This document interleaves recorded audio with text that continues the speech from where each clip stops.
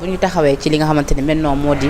circonstance su génn ba à rappeler que ni nag tey suñu plateau bi ñu ngi koy amal ci plein air bi. ndax dafa tàng donc yenn son yi ba ngeen koy dégg c'est tout à fait normal alors monsieur le ministre. Sur ordre du procureur de la République ñu amal li nga xamante ni moom moo di autopsie. ci corps ki nga xamante ni moom moo di Moustapha Ba.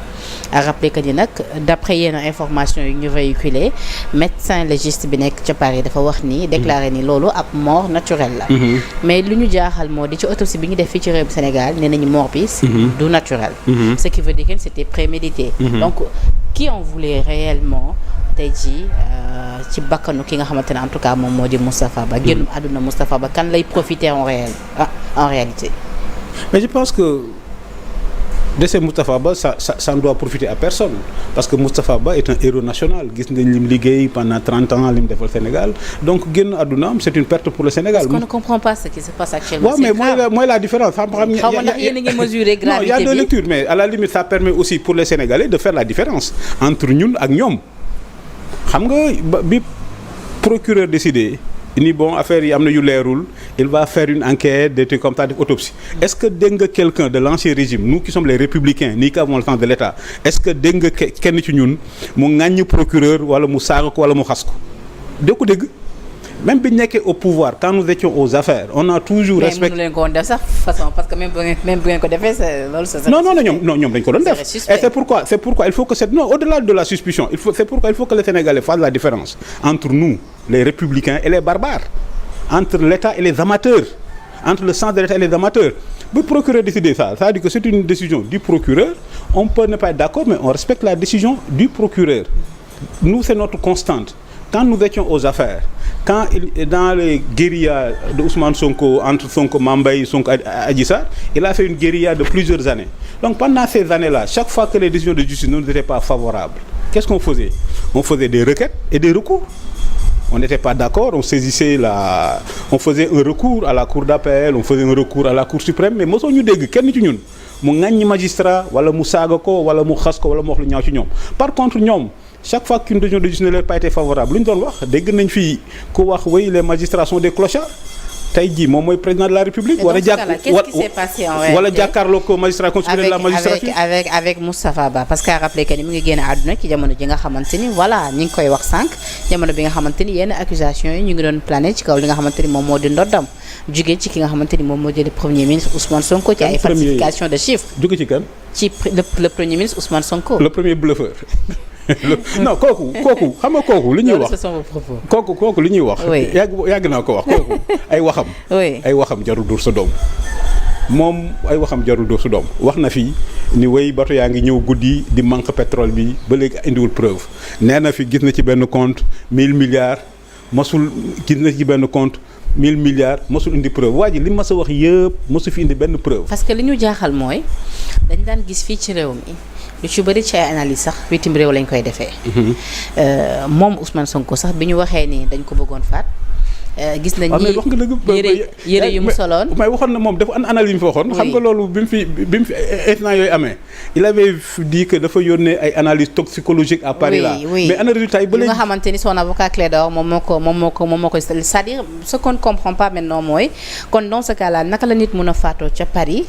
médecin légiste bi ni mort naturelle la fii au Sénégal ñu détecté yenn yi qu'est-ce qui se passe en réalité. non ce qui se passe te bëgg nañ comprendre parce que ñi ngi naan enquête bi confié nañ ko à la DIC ba sa femme sax serait attendue à la DIC. maa ngi profiter aussi pour jaale madame Ba que je connais très bien je l'avais connu bi muy nekk IPRES maa ngi koy jaalewu di ko masawu ci yoon ce qui se passe le procureur va le dire comme on apprend dans les écoles de journalisme le procureur le juge d'instruction sait tout mais ne peut rien dire. procureur xam na lépp juge d'instruction xam na lu bari mais mënul wax dara. Par contre journalistes yi la plupart du temps ils n'ont pas accès à l'information mais ils doivent tout dire. Ce qui se passe c'est du ressort du procureur de le dire. Donc comme nous sommes des républicains le procureur s'est saisi de l'affaire en disant qu'il y a des doutes qui font qu'il a ouvert une enquête. Donc nous en fions à l'enquête du procureur et on attend à ce que le procureur publie des résultats. Comme affaire bi ci loxo procureur nee na ko dina ko leeral nañ xaar mu leeral ko mais ala kulli xaalin daal dama yaakaar ni ku mel ni Moustapha qui est un héros sénégalais bu génnee àdduna Sénégal war nañ ko delloo njukkal te ñu def affaire lu gaaw delloo ko famem ngir def li islam wax ñu jébbal ko boromam ñaan yàlla yërëm ko. tout à fait voilà. ñi ngi jébbalaat suñu njaal Sénégal 7 ba tey ci sama kàddu alors monsieur le ministre fan yi passé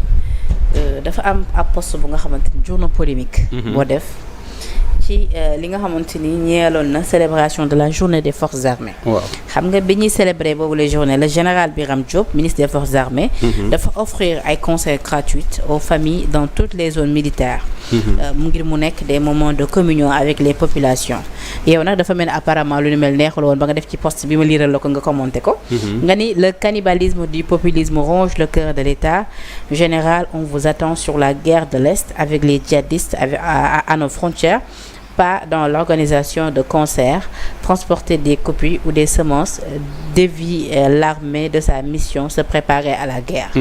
mu mel ni daal fu mu ne nii yow comprendre trop dëgg-dëgg li nga xamante ni moom mooy doxalinu armée fii ci réew mi bu ñu mënee tënk li nga xamante ni en tout cas moom nga ko wax jàpp nga ni peut-être ñi ngi gën a nekk ci li nga xamante ni waruñu ko woon nekk te li ñu war a nekk moo di gën a vigilant ci li nga xamante ni en tout cas moo di suñu kaaraange poste bi nag bi nga ko defee xaw ma ndax li nga commentaire waaye gars yi xaw nañ dara waaw même problème c'est-à-dire xam nga li may wax souvent intellectuel la c'est-à-dire intellectuel c'est la liberté de penser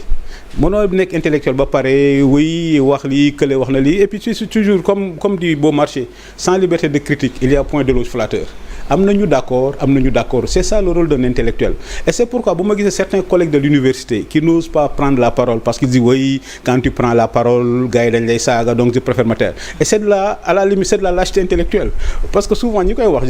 je vois dañuy def bac plus 10 wala bac plus 13 yow nooy amee bac plus 13 ñi me woo wax parce que quelqu'un ku nekk à bac moins 7 da lay saaga ki nekk ci internet bi la saaga souvent il est à bac moins 7 man li ma wax je l'assume parce que un intellectuel aussi xam nga un intellectuel s'il n'a pas le courage c'est juste un diplômé et moi je me veux un intellectuel j'ai eu la même attitude par rapport à livre bi fi daam bi bëggoon indi maa fi def benn étude boo xam ne ci la lépp jógee ba finalement ñu annuler affaire bi demee noonu xam nga lan laa wax populisme. yaa alerté wala Cheikh Yérim moo alerté. non Cheikh Yérim maa njëkk alerté maa njëkk a def benn tweet ni la dame reprend les terres après Cheikh Yérim une semaine après parti dans une émission mais comme on dit y a une affinité. kon kay dans ce cas là sorti Ousmane Sonko bi peut-être Cheikh Yérim mën na ko bañ a moomalee boppam. waaw non c'est-à-dire y a une affinité élective entre voilà là kii mais li may wax ci kii bi xam nga kii Penda. Ousmane Sonko lui-même le premier ministre cette fois-ci le premier ministre. moom moo dem Ziguinchor. ni léegi li leen bi muy wax ci affaire Casamance bi ni léegi la grande bataille c'est la bataille de l'Est qui s'annonce. Et lan mooy la bataille de l'Est ce que j'appelle la bataille de l'Est c'est depuis 10 ans 12 ans lan mooy la bataille de l'Est quand tu vois les dernières attaques Mali ñun ñëpp gis nañ image yi jihadistes yi ñëw ba ci aéroport Bamako di taal avion présidentiel bi ñëpp gis nañ ko. Les dernières attaques yi am les derniers jihadistes c'est Melga c'est à 70 kilomètres de Kidira. xam nga am na temps bu ñu doon wax jihadistes dañu doon yaakaar ay Touareg ay arabes mais léegi gis nañ jihadistes yi ñi ngi dans le Guidimaxa dernière attaque bi c'était à Melga c'est à 60 kilomètres de Kidira. beneen bi c'était à Yelimana. donc j'ai dit monsieur le ministre populisme baaxul là où on attend un ministre de la défense c'est sur ces questions-là. Sur les questions de sécurité mais le Mali est tombé entre les mains des djihadistes le Burkina presque djihadistes yi jël nañ ko les djihadistes là dañu ngi xalaat en termes de stratégie est-ce que boo xoolee la cartographie des attaques djihadistes est-ce que dañuy continuer vers la Guinée wala est-ce que dañuy ñëw Sénégal ñun foofu lañ toll donc c'est qu'on attend du ministre de la défense c'est sur ces questions-là est-ce que dispositif yëpp jël nañ ko donc le rôle de notre ministre de la défense c'est pas d'organiser des concerts et c'est pourquoi je dis le populisme est en train de ronger le cœur de l'État beneen affaire bi une affaire populisme aussi on a entendu le président du Conseil constitutionnel dem France di wax ci affaire élection présidentielle affaire ni mu déroulé c'est du populisme le président du Conseil constitutionnel ne doit pas oublier qu'il est encore en exercice et il est tenu par l'obligation de réserve finalement bu ñu demee ba finalement ce sont les élites qui ne respectent plus les règles pourquoi le peuple va respecter les règles